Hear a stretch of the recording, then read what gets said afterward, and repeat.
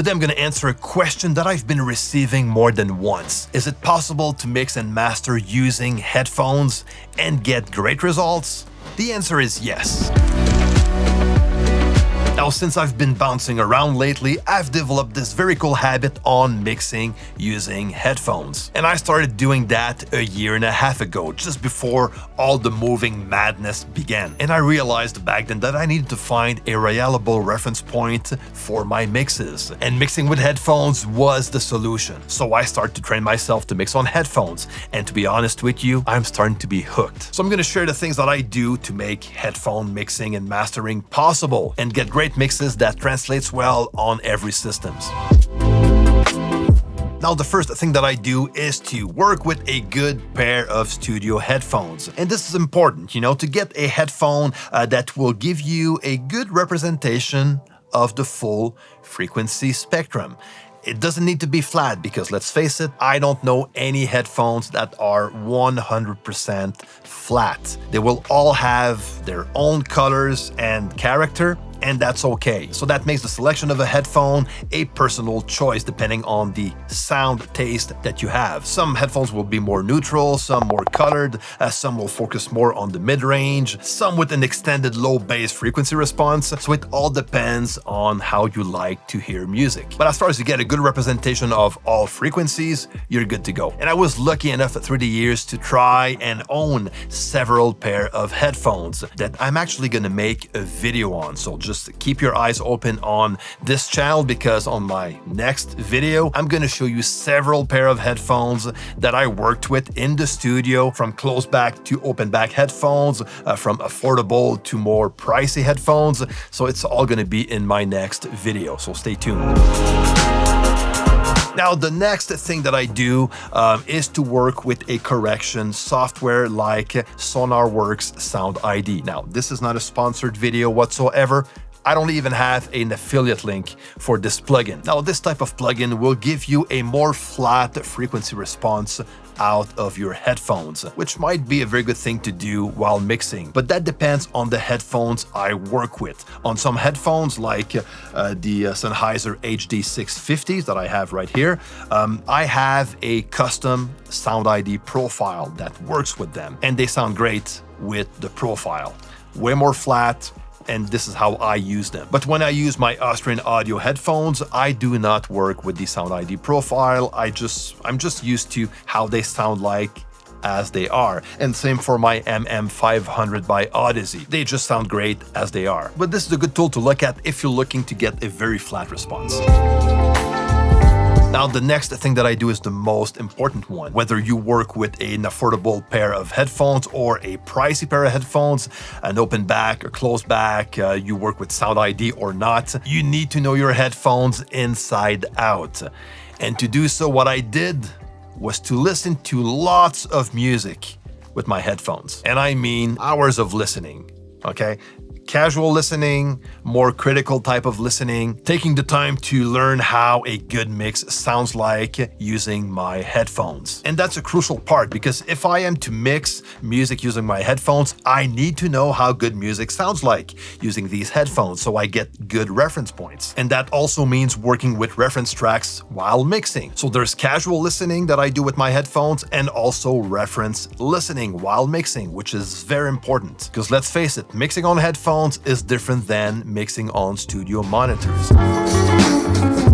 Which brings me to the next thing that I pay attention to when mixing on headphones. Perspective is different, and I need to pay attention to that. When mixing on studio monitors, first of all, the room plays a huge factor.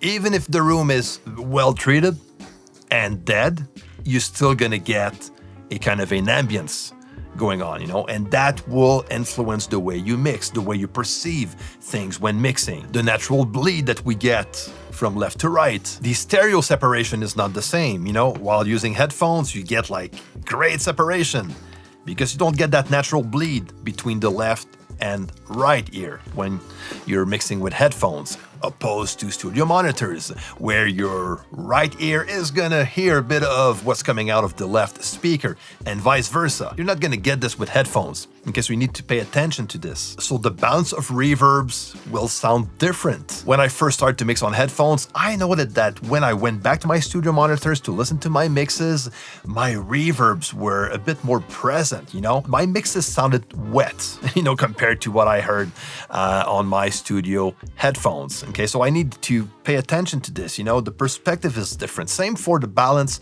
of a lead vocal. My vocal balance sounded right using my headphones, and once I jumped on my studio monitors, now the vocals was way up front, like too up front. So I need to rebalance that over, to make it work. So my mixes could translate well on studio monitors. So the perspective is different, so that's why you need to pay attention to these details when mixing using headphones. And that is going to bring me back to my previous point on listening to a lot of music on your headphones so you can get used to how music sounds like using headphones, and take the time to pay attention to those details while listening to music on your headphones. Listen to the amount of reverb you have in the mix, how the vocal sits in the mix, the level going on with the vocals. Those are details that we need to pay attention to and compensate when mixing on headphones.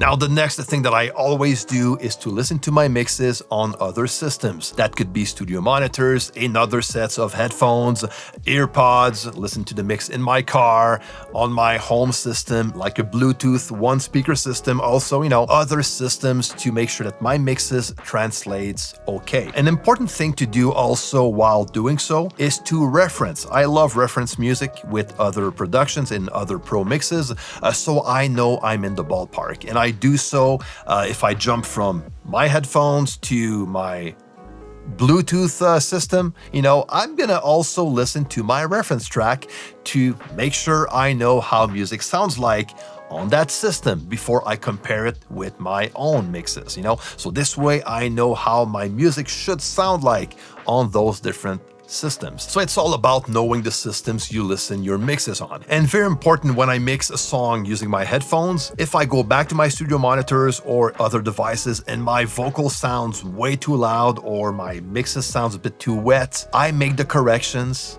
using my headphones. So I go back to my headphones and make the corrections there. So my brain and ears get used to the sound of the headphones and how music and balance should sound like using them. Now, if I'm on the road and I only have one set of headphones to work with, I'm going to use a room emulation plugin to check my mixes on. And the one that I like to work with the most, so far anyways, is the Waves CLA NX plugin. Now, this one is a good one. There's several other plugins out there that does the same job, but the idea is to bring me into a studio space while I'm using my headphones. So I get the natural left and right bleed, also the room ambience that is added to the package.